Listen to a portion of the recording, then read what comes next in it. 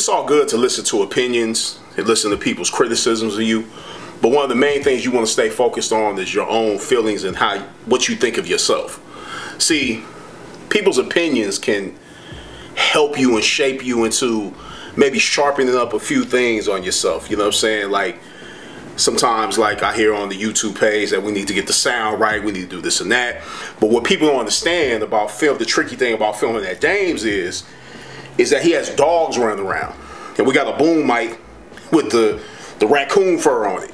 And the dogs go crazy. So they start trying to bite on the damn mic. And you know what I'm saying? I'm in his house and he got dogs running around. So it gets a little erratic at times. But we do the best we can in that situation without interrupting his household. But, you know, there's times where I see comments and the comments are a lot, you know, pretty strong, or, you know, oh, you need to do this, you need to do that. You know, let Dame talk. You know, we don't need to hear what you say, what you got to say. But the way my opinion towards that and how I feel about that is that, well, if you want the video a certain way, or you feel it should be a certain way, then you should be doing it. No one's stopping you from doing it. Go and do it. You know what I'm saying? And that's really, I mean, what it comes down to in your personal life is that everyone's going to have an opinion. Everyone's going to feel a certain way about you. There's people that's not going to like you. There's people that's going to hate on you. Might be even people that rob and steal from you. But at the end of the day, make sure you don't hate on yourself. Build yourself up. Affirm to yourself how great you are. Affirm to yourself how great you are. Even if you got to put it on posters and stick them up all around your crib. Write on there, I am great. I am beautiful. I am healthy. I am happy. Affirm these things to yourself. Put them on your mirror in the bathroom. That's what I say. So you can look at yourself. Those same eyes that's in your skull right now are the same eyeballs that was in your head when you was a little child. But what happens? We start believing all of the mess outside of ourselves about ourselves. And not understanding and knowing that really our power is based on what we think about ourselves. It ain't what they think. It's what you think about yourself. Understand that.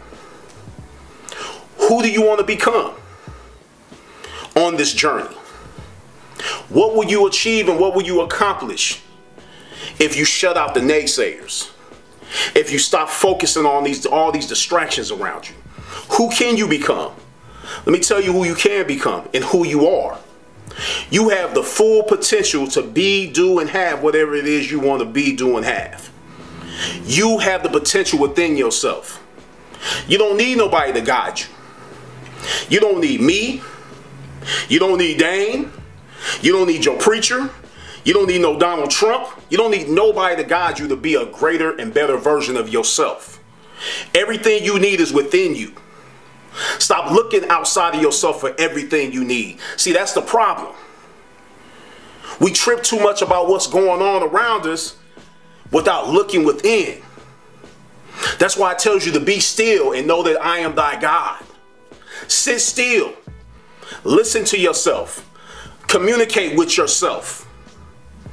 The best way to do this, wake up in the morning a little earlier than your usual time. Maybe 30 minutes, maybe 10 minutes, maybe an hour. Whatever you can do, do it. And give yourself quiet, alone time. Breathe deep at all times. Make sure you're breathing deep. And listen to the inner call within yourself. See, that's your guiding system. See, what happens is we allowing all these people outside of ourselves to guide us, to get us down, to put us in a rut.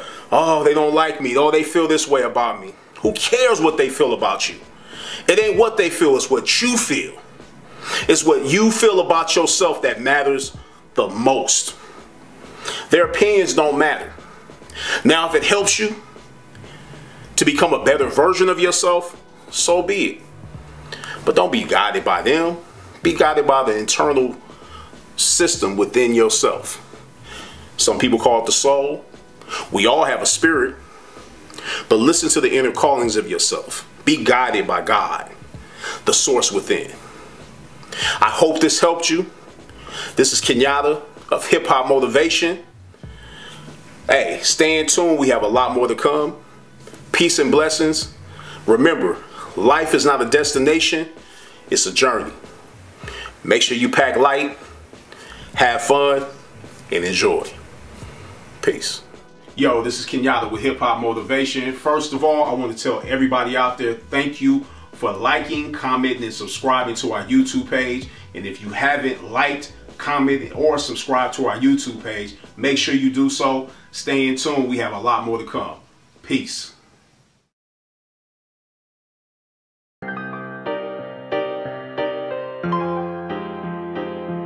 Yo, you can either think of a master plan or get mastered by somebody else's plan. Check it.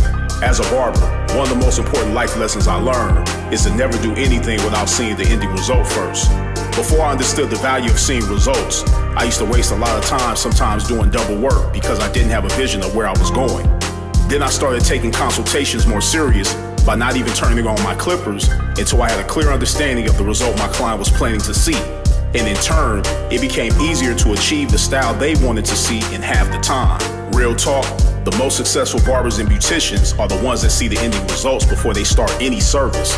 Write this down. Before making any moves, know where you're going. Deciding from thoughts of being sick and tired of something, starting something, or admiring something can be the emotions that fuel change. Because write this down. Emotion leads to passion, passion leads to action, and action leads to results. Word up. Question: what's the #1 killer of dreams? If you said fear, you're wrong. Fear is on the list, but it's not the #1 killer. The #1 killer of dreams is comfort. The comfort of a good paying job or in an active relationship can seduce us for many years into the rhythm of accepting things without making any moves to change, further numbing us into a state of zombie-like passiveness.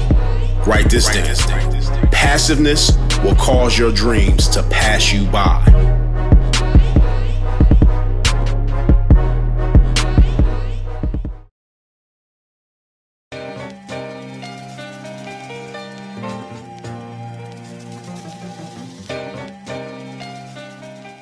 When you writing a book, Dave? I'm writing. I also have a book. You know, I have a book called Culture Vultures. Yeah, what's it called? It's called Culture Vultures. I did. Have you ever looked at the hip hop motivations that I do? Yeah, absolutely. So, me and Kenyatta did a book, and it's already written. He wrote it. We done with it, and I'm also giving it out in different ways. So it's gonna be an auditory experience as well.